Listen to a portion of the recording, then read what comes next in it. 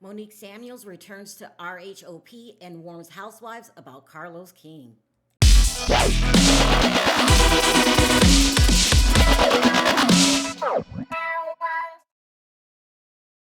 Ain't nothing to it but to do it. Let's get into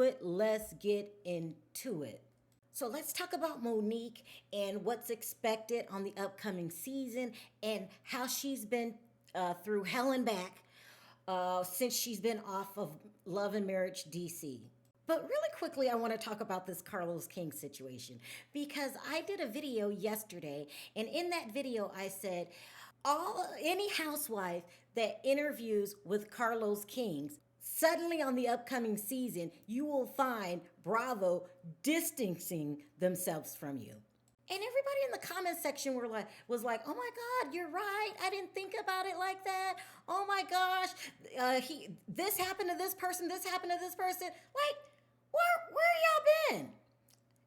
Have y'all been living under a rock?" I mean, Carlos King is the biggest snake there ever was. There isn't a more ruthless producer out there than Carlos King. And I've been saying this since day one. If you're a housewife and you want a relationship with Bravo, don't go on his show. Now, we all know what happened on season 9 of RHOP. He was the producer that told Phaedra about Candy in the dungeon, right? And he claims he didn't get fired. He actually was going around saying that he quit because he wanted to spread his wings. And it was a beautiful thing. That's how he got that low-rated show, Love and Marriage Huntsville. And by the way, for shits and giggles, not even his own cast members on Love and Marriage Huntsville like him. Nobody trusts Carlos King. And if you've been watching Bravo probably longer than a month, you know how they get down. They don't legally fire anybody. It's more like, do you want to resign before I fire you? And then they let you say any excuse in the book that you want to say. And Tamra Judge came out and vouched for that. I mean, I can only think of 2 housewives that said that they actually got fired. And that was Tamara and Teddy. But he might go around saying he wasn't fired, but the housewives know what happened. They all have those group chats. They know what happened. So why would you want to go interview with your boss's number one enemy? Make it make sense. Now, I'm just going to give you a quick list of the housewives that have interviewed with Carlos and how things went not so good with Bravo after that. Nene Leakes, Kenya Moore, Sharrell Whitfield, Cynthia Bailey, Teresa Giudice, Crystal Minkoff, Alexis Bellino. Girl, she is thirsty. And she went with the enemy for one reason and one reason only. She's trying to get back at Tamra Judge. But what you don't know, Alexis, is that Tamra Judge is not stupid. She's very, very loyal to Andy Cohen. Wendy Osifo, Dr. Heavenly, Funky Dineva. I'm just waiting for them to tell this Funky Dineva story. It's not my story to tell, but I wish you would hurry up and talk about it, Funky. And I'm sure I forgot some of the others, but take a name from my list and go look it up. Type in what has happened to Kenya Moore since interviewing with Carlos King. Because I don't need to talk about it anymore, okay? Y'all acting brand new if y'all don't know what a snake Carlos King is. And you've had Candy Burris come out publicly and call him a snake. You had Phaedra behind the scenes telling everybody he's a snake. And that's how we know you got fired. Because you were saying you just left because it was time to spread your wings when Phaedra was going around telling everybody what you did to her. Portia's called him a snake. Monique Samuels has called him a snake. Now, according to Monique, she came out and said that she quit Love and Marriage DC. And here, take a listen. You know, and I had to think about what was I going through during that time period. That was during Love and Marriage DC. I was stressed out. Love and Marriage DC, let me tell you, that was my greatest nightmare, but my greatest teacher. Because, and it was crazy because I came from a show where I was a fan favorite.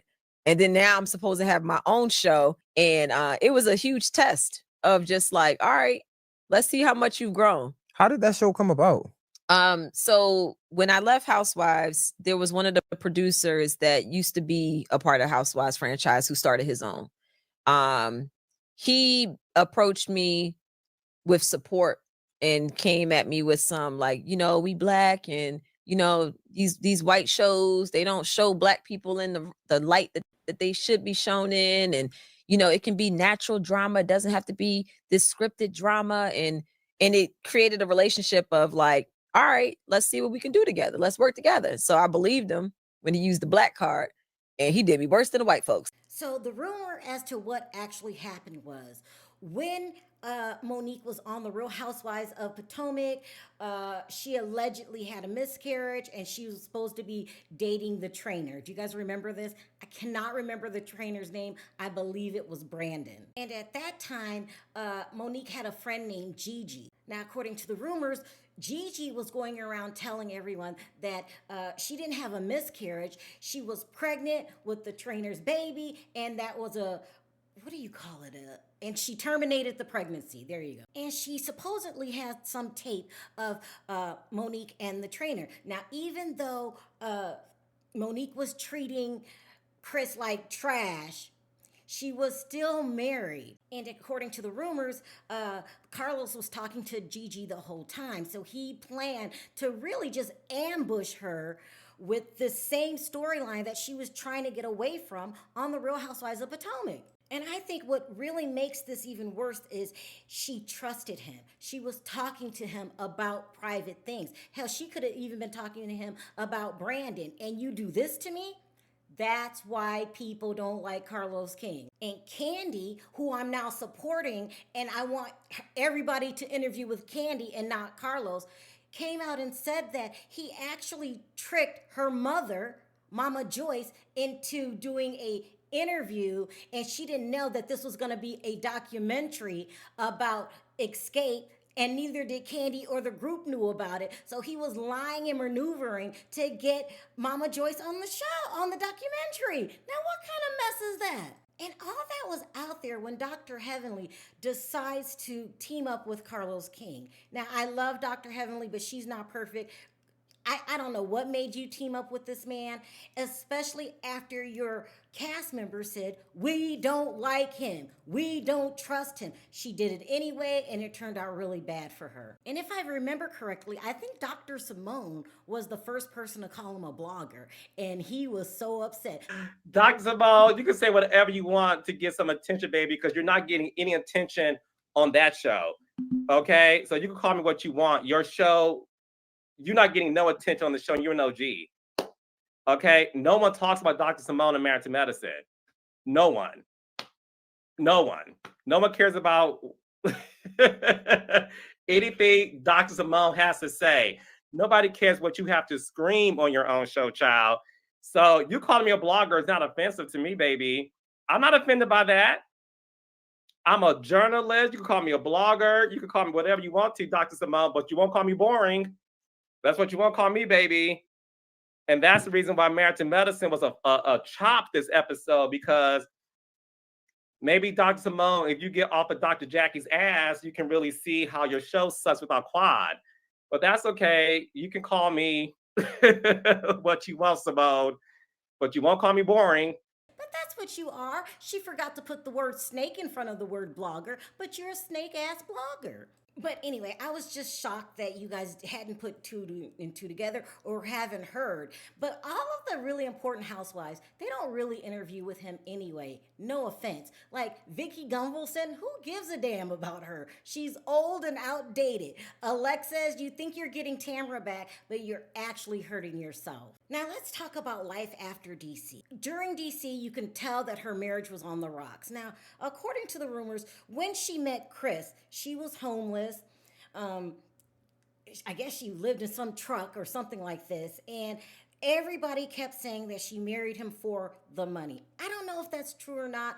I'm just gonna say what's going down. So if they're saying that she stayed married because he played football, but then when he stopped playing football, she didn't want nothing to do with his fat ass. I hate to say that. That's how it was explained to me. I hate to say it. I actually like Chris a lot, but I have to give it to you the way it was given to me. And to be quite honest, Chris isn't as dumb as he looks. He lost weight, and he ended up basically giving her nothing because the judge stuck to the prenup. Mm-hmm. What was the terms of your divorce? So we had a prenup. And when we sat down to create our prenup, it was with the intention of, I don't ever want you thinking I want what you have or want you for what you have. So like I said, at the time when Chris and I first were sitting down when we were first together, I was working for him.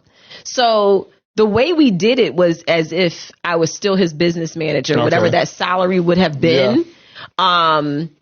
That would basically be, because once we got married, it basically was like, I no longer have a job.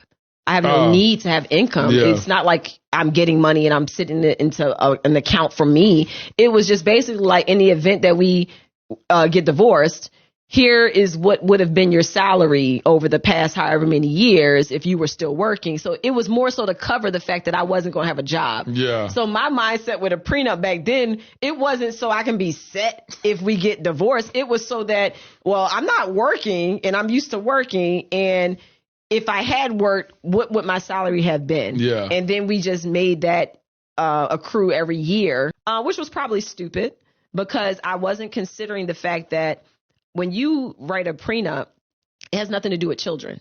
So when we finalized everything, the prenup is already set. There's no alimony. I don't get any money from him, at all. So you don't get child support either? I don't get any child support. And I'm being told she only got $150,000. What? And she spent half of it moving in and the rest on fixing up the house. And when I tell you guys Monique is broke, she's broke. She even lost her job at the radio station. Whew. Okay, so this is the last time that you will be tapping in with me. Today is my last day as co-host on the Good Morning Show. I've been crying all morning. I decided about a month ago, and I had a very difficult conversation with my team, my tribe, about 3 weeks ago. And I let them know that I decided to officially resign as co-host on Good Morning Show. What's wrong with people saying they got fired? We know you are not going to quit your only job. Girl, anyway, I'm not here to bash Monique because she's going through a lot. So she had to take this job. She had no other source of income coming in. Now, the question is, can she make it work for her? Or is this going to be a huge mistake? Well, it's going to be a huge mistake. And we'll talk about that in another video. Because on this video, I just wanted to make sure that I told you guys she was broke and where her vendetta towards Carlos King comes from. Child, this is going to be a very, very interesting season, okay? I mean, I personally wouldn't have went back. I don't care how much money I didn't have. I would have moved in with my mama. Okay, y'all hear me? With my mother before I went back to the Real Housewives of Potomac. But she said this is the best move for her. And it ends up not being the best move. This is a hot mess. And this is the only reason I am reviewing the Real Housewives of Potomac this season. But just like the Braxtons, can't give it to you all at once. I have to give it to you in due time. So let me know your thoughts down in the comments section. Do you think it's smart for housewives to interview with Carlos King, who is Andy Cohen's enemy? And would you have came back to the Real Housewives of Potomac knowing how you left it? I don't know. I can't judge. We're just here to tell the story. But you let me know down in the comments section. Until next time, bye for now.